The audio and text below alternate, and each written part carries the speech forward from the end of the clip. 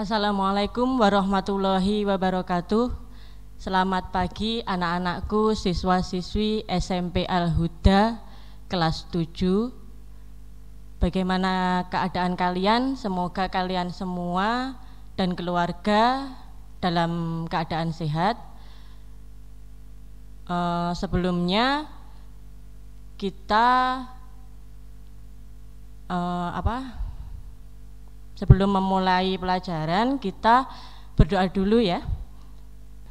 Maaf, saya ulangi lagi, materi hari ini adalah pendidikan karakter. Ini adalah pertemuan kedua kita ya. Mungkin kalian saya harap tidak lupa dengan pertemuan yang pertama karena sudah sangat lama waktunya ya. 1 bulan itu pendidikan karakter ada di minggu ketiga. Oke, sebelumnya kita berdoa dulu dengan harapan pertemuan kali ini memberikan manfaat. Bismillahirrahmanirrahim.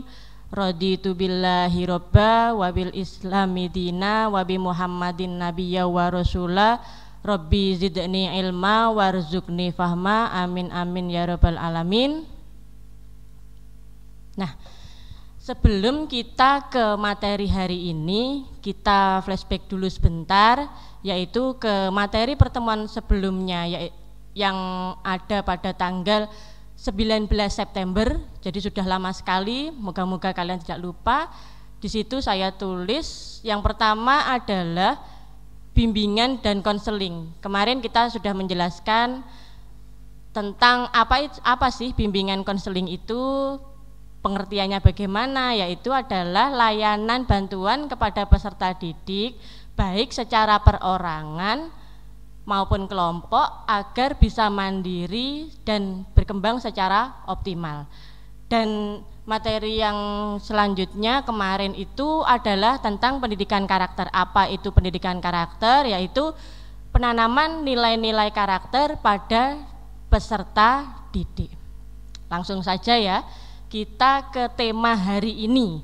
Tema hari ini adalah contoh penerapan pendidikan karakter dalam kehidupan sehari-hari. Bagaimana pendidikan karakter itu diterapkan? Nanti akan saya berikan contoh. Nah, ini. Bagaimana cara memenuhi pembentukan pendidikan karakter? Ki Hajar Dewantoro atau Bapak Pendidikan kita mengajarkan tripusat pendidikan. Apa sih tripusat pendidikan itu? Yaitu adalah pendidikan itu berlangsung di 3 lingkungan. Yang pertama adalah lingkungan keluarga, yang kedua adalah lingkungan sekolah, dan yang ketiga adalah lingkungan masyarakat. Di lingkungan keluarga di situ saya berikan gambar sholat ya. Jadi nanti akan ada contoh-contohnya di belakang di slide selanjutnya. Di situ yang kedua lingkungan sekolah, saya berikan contoh kegiatan di sekolah, yaitu setiap pagi ada kegiatan salam pagi bersama Bapak Ibu guru di depan gerbang sekolah. Dan yang ketiga yang masyarakat, saya berikan gambar di situ 3 kata ajaib ya, ada minta tolong, maaf, dan terima kasih. Nanti penjelasannya ada di slide selanjutnya. Oke. Setiap lingkungan, jadi setiap lingkungan ketiga tadi, yang pertama keluarga, sekolah, dan masyarakat, itu sangat mempengaruhi pembentukan karakter dan kepribadian kalian ya. Jadi apa yang sudah kalian dapatkan dari keluarga, apa yang sudah kalian pelajari dari keluarga, kemudian di sekolah, dan apa yang sudah kalian ketahui di masyarakat, itu sangat mempengaruhi pembentukan karakter di dalam diri kalian. Dan yang menjadi pusatnya adalah keluarga.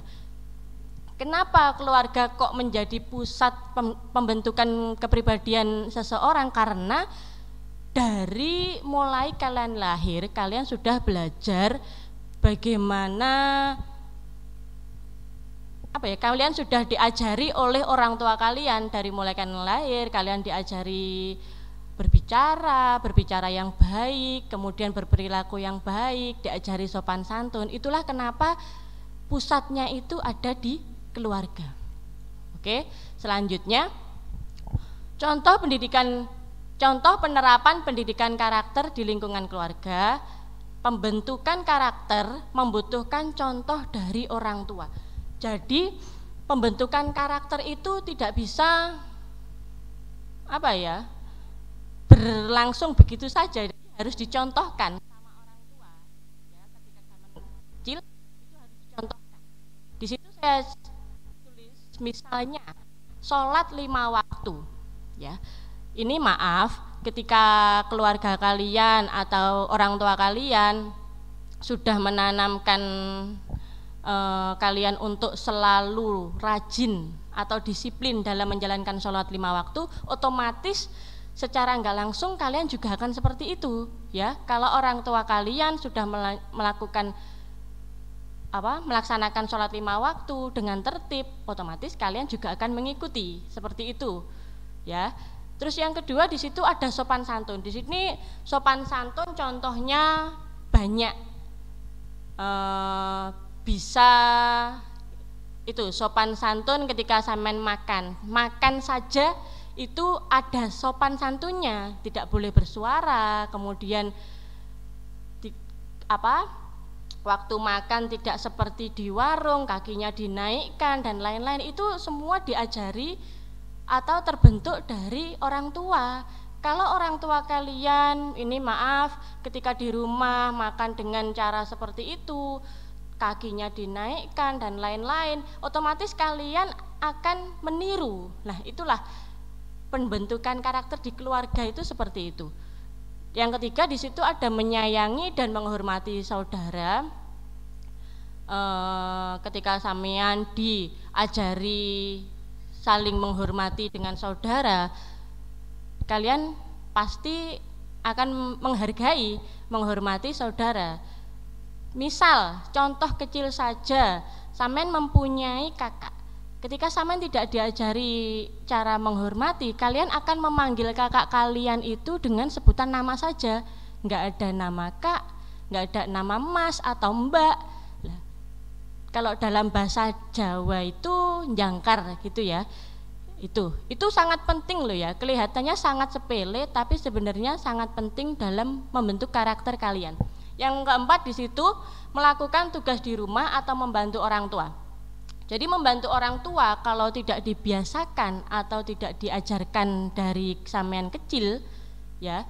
Jadi semua yang sudah saya tulis itu sholat, sopan santun, menyayangi, menghormati saudara dan lain-lain, melakukan tugas rumah, kalau tidak dimulai dari kecil itu akan sulit sekali terbentuk. Apakah masih bisa, Bu, ketika kita sudah dewasa? Bisa, tetapi harus konsisten, harus secara terus menerus. Itu hanya contoh kecil saja ya, saya tulis cuma 4. Oke, semoga kalian paham. Ini yang lanjutnya, contoh penerapan pendidikan karakter di sekolah. Sekolah bukan sekedar tempat mencari ilmu pengetahuan, tetapi juga sebagai salah satu tempat proses pembentukan karakter. Karakter itu akan terbentuk sendirinya ketika sampean melakukan aktivitas-aktivitas yang ada di sekolah. Contohnya bagaimana? Ini ada di slide selanjutnya. Nah, yang pertama, berangkat dari rumah. Sampeyan bangun pagi, menjalankan rutinitas sholat, mandi dan lain-lain, membantu orang tua sebentar, kemudian berangkat dari rumah. Nah, berangkat dari rumah. Yang kedua, kemudian masuk pintu gerbang sekolah, itu juga nanti akan terbentuk sendiri loh karakternya ya. Dan di gerbang itu nanti ada bagaimana sambutan warga sekolah kepada kalian. Di situ saya contohkan bersalaman dengan Bapak Ibu guru seperti yang sudah saya gambarkan di awal tadi. ada salam pagi di SMP Al-Huda, ada program salam pagi. Setiap pagi siswa bersalaman dengan Bapak Ibu guru di gerbang. Itu adalah apa? Bersalaman merupakan wujud saling menghormati yang menunjukkan sikap moral dalam perwujudan pendidikan karakter. Jadi sebenarnya secara nggak langsung dengan bersalaman itu sudah mengajari sampeyan bagaimana sih menghargai orang lain, menghormati orang lain. Jadi ketika kita bertemu dengan orang atau bertemu dengan orang yang lebih tua, yang dilakukan adalah seperti itu, bersalaman, menyapa, itu. Jadi jangan seolah-olah nggak tahu atau nggak kenal, ketemu gurunya diam saja, jangan seperti itu. Ya, nanti di sekolah akan diajari demikian. Lalu yang keempat, bersosialisasi dengan teman. Kemudian setelah kalian masuk ke gerbang dan bertemu dengan Bapak Ibu guru, proses sosialisasi dengan teman, kalian bertemu dengan berbagai macam teman, berbagai macam karakter, itu akan membentuk karakter kalian, ya. Jadi ingat, ketika kalian pengen menjadi pribadi yang baik, maka carilah teman yang baik. Karena kenapa? Teman yang mempunyai sikap kurang baik atau dalam tanda kutip berperilakunya sedikit nakal, maka secara nggak langsung kalau kalian berteman dengan orang seperti itu, kalian tidak kalian sadar pun kalian jadi sama dengan. Kalau kalian mempunyai teman, pilihlah teman yang baik. Jangan berteman sudah tahu dia anaknya nakal, suka bolos, tidak mau tidak pernah sholat misalkan, atau sering luyur malam, keluar malam lah, jauhi ya. Kalau tidak sampean jauhi, itu sampean akan rugi sendiri nanti, karena kalian akan terbentuk sendiri dengan mereka. Lalu yang kelima adalah interaksi antara siswa dan guru di dalam kelas. Kemudian kalian masuk ke kelas, ada interaksi dengan Bapak Ibu guru, itu otomatis akan juga membentuk karakter kalian. Lalu perlakuan guru terhadap siswa, bagaimana guru bersikap terhadap siswa juga akan membentuk kalian, gitu ya. Dan yang terakhir, kalian sudah menjalankan aktivitas di sekolah dan kalian kembali ke rumah. Jadi rutinitas atau pengalaman belajar yang seperti itu secara nggak langsung akan, yang kalian lakukan setiap hari itu akan membentuk karakter atau kepribadian kalian. Jadi kalian harus pintar-pintar memilih. Bagaimana kalau sampean berangkat dari rumah saja, sekolah sudah terlambat, mengikuti KBM sudah terlambat, otomatis karakter yang terbentuk nanti juga akan seperti itu. Gitu ya, semoga paham. Lanjut ke slide selanjutnya. Ini contoh penerapan pendidikan karakter di masyarakat. Pergaulan atau lingkungan akan berimbas pada pola pembentukan sikap dan pikiran seseorang. Jadi masyarakat itu juga sangat mempengaruhi pembentukan karakter kalian, atau lingkungan kalian itu akan mempengaruhi pembentukan karakter. Kalian yang hidup di lingkungan yang baik secara pengertian itu di situ banyak diterapkan pengajian dan lain-lain, otomatis kalian juga akan ikut. Tetapi kalau lingkungan kalian itu masyarakatnya, ini contoh saja, di situ ada tukang banyak warung-warung yang untuk nongkrong, kemudian banyak warga yang berjudi dan lain-lain, itu kalau kalian tidak bisa menghindari atau membentengi diri kalian, kalian akan terjerumus ke dalam situ ya. Nah, ini di masyarakat contohnya sangat banyak sekali, tetapi yang saya tekankan adalah ini, sopan santun dengan menerapkan 3 kata ajaib. Apa sih 3 kata ajaib itu? Nah, 3 kata ajaib yang pertama adalah tolong, maaf, dan terima kasih. Kata ini sebenarnya sangat sederhana, tetapi jarang atau untuk akhir-akhir ini ya, karena budaya-budaya dari luar sudah banyak yang masuk ke kita, jarang kita lakukan. Ya, jarang orang lakukan. Kenapa kata ini sering dilupakan sampai lupa? Ya, kena budaya yang masuk sampai lupa, melupakan kata sederhana ini, padahal kata ini sangat-sangat mempengaruhi dalam kehidupan bersosial kita. Kenapa sangat berpengaruh? Nanti saya jelaskan. Nah, ini saya jelaskan satu-satu. Untuk kata tolong, kata tolong itu digunakan ketika kita membutuhkan atau meminta bantuan orang lain.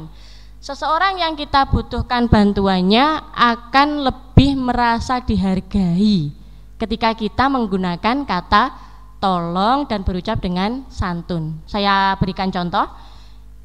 Ketika sampean ngomong, "Kak, ambilkan buku itu," tanpa ada kata tolong, secara otomatis orang yang kalian ajak ngomong itu akan enggan membantu atau malas.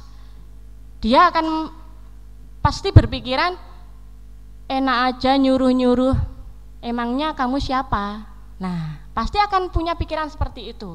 Saya bukan pembantumu, misalkan seperti itu. Beda lagi ketika dalam kalimat tadi kalian selipi kata tolong, "Kak, tolong ambilkan buku itu." Nah, ketika ada kata tolong, besar atau kecil kemungkinan dia akan menolak permintaan tolong kita. Dia pasti akan membantu kita, dengan senang hati, gitu ya. Ini kalian terapkan, kalian angan-angan sendiri, kalian coba ya, kalian ngomong dengan seseorang ketika meminta bantuan tanpa menggunakan kata tolong dan menggunakan kata tolong itu pasti sangat berbeda. Bisa-bisa kadang memunculkan permusuhan. Gitu ya, enak ngongkon ae. Nah, seperti itu. Tapi ketika kalian menyelipkan kata tolong itu sudah beda lagi. Mereka akan dengan ikhlas membantu kita. Selanjutnya, maaf. Kata maaf, meminta maaf akan membuat diri kita lebih baik. Ya, jadi kata maaf ini digunakan seseorang ketika mereka melakukan suatu kesalahan. Kata ini katanya pendek sekali ya, ada 4 huruf, tapi sangat-sangat sulit untuk dilakukan. Karena kenapa? Orang yang mengucapkan kata maaf atau gini, orang yang egois atau egonya tinggi itu sulit sekali mengucapkan maaf. Dia akan merasa rendah atau merasa kalah jika mengucapkan maaf, gitu ya. Padahal jika kita berani mengakui kesalahan dengan mengucapkan maaf, maka kita akan berada di level lebih tinggi ya. Jadi hati kita juga akan tenang ketika kita melakukan kesalahan sekecil apapun. Ketika kita minta maaf, itu hati itu akan tenang. Nah, seperti itulah. Dan membiasakan belajar tanggung jawab. Kenapa kok dikatakan tanggung jawab? Karena ketika sampean melakukan kesalahan dan sampean berani meminta maaf, itu adalah satu bentuk tanggung jawab kalian terhadap apa yang sudah kalian bicarakan atau kalian lakukan, kesalahan yang kalian lakukan, gitu ya. Jadi saya berharap kesampingkan ego ketika kalian melakukan kesalahan, memintalah maaf atau akuilah kesalahan tersebut dan meminta maaf. Itu akan berdampak sekali dalam kehidupan kalian. Yang ketiga, ada kata terima kasih. Kata ini akan selalu diucapkan setelah kata tolong dan maaf. Jadi ketika kalian sudah meminta tolong kepada orang lain dan kalian sudah meminta maaf kepada orang lain dan orang lain itu memaafkan, maka kata inilah yang akan berperan Ini juga simpel katanya, tapi jarang sekali orang melakukan, ya. Untuk yang kemarin itu seperti kelas 7E, saya sarankan kepada kelas 7E itu ketika Bapak Ibu guru menge-share informasi tentang tugas atau tentang materi. Nah, mereka saya sarankan untuk mengucapkan terima kasih. Nah, itu adalah sebagai bentuk penghargaan kalian terhadap Bapak Ibu guru yang sudah memberikan informasi kepada kalian di grup WA masing-masing. Jadi, saya harap mulai hari ini ketika ada Bapak Ibu guru memberikan info atau menyampaikan rekap nilai dan lain-lain, biasakan mengucapkan terima kasih. Gitu ya. Nah, sebagai penghargaan atas kebaikan mereka atau orang lain atau Bapak Ibu guru atau bentuk apresiasi yang bisa kita berikan yang telah meluangkan waktunya untuk membantu kita. Oke. Nah, kesimpulan dari yang sudah saya jelaskan tadi, karakter yang baik akan terbentuk melalui pembiasaan-pembiasaan atau pengalaman belajar yang baik pula. Gitu. Jadi kembali kepada diri kalian masing-masing, karakter apa yang sampean pilih, ya. Kalau kalian menanamkan karakter yang jelek, otomatis secara nggak langsung yaitu yang terbentuk dalam diri kalian adalah karakter-karakter yang jelek. Tapi ketika kalian melakukan pembiasaan-pembiasaan atau pengalaman belajar yang baik, secara nggak langsung sudah tertanam dalam diri kalian itu karakter atau kepribadian yang baik. Oke. Ini pertemuan selanjutnya nanti akan saya kupas kegiatan pembiasaan-pembiasaan yang ada di sekolah kita SMP Al-Huda, ya. Jadi dari kegiatan pembiasaan-pembiasaan tersebut akan melatih kalian untuk menjadi pribadi yang baik, ya. Dari kegiatan itu akan terbentuklah karakter-karakter yang baik, gitu. Kegiatannya apa? Nanti akan saya sampaikan di pertemuan kita selanjutnya, yaitu minggu ketiga bulan depan, ya. Nah, ada tugas apa tidak, Bu? Ada, ya. Tugasnya apa untuk materi hari ini? Kalau kalian pengen tahu tugasnya apa, kalian WA dulu ke Bu Nurul.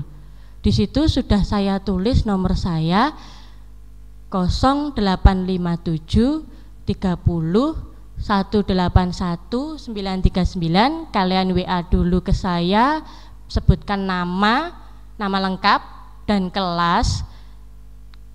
Lalu kalian akan saya kirimi link tugas untuk pendidikan karakter atau bimbingan konseling, gitu ya. Saya tunggu WA-nya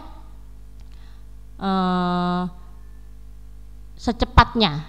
Kalau kalian sudah melihat video ini, secepatnya WA saya, kemudian akan saya kirimi link dan langsung dikirimkan ke saya. Dah. Terima kasih. Sekian pertemuan hari ini. Semoga yang sedikit ini dapat bermanfaat buat kalian. Tolong yang sudah Bu Nurul jelaskan tadi sedikit-sedikit diterapkan dalam kehidupan sehari-hari. Budayakan, ya, budayakan mengucapkan 3 kata ajaib tadi. Tolong, maaf, dan terima kasih. Itu akan berpengaruh sekali. Kalian rasakan pengaruhnya dalam diri kalian, dalam kehidupan bersosial kalian. Gitu ya. Sekian dari saya. Semoga pertemuan kali ini membawa manfaat dan barokah. Dan ingat, diterapkan dalam kehidupan sehari-hari. Kurang lebihnya itu Bu Nurul mohon maaf jika ada kesalahan. Assalamualaikum warahmatullahi wabarakatuh.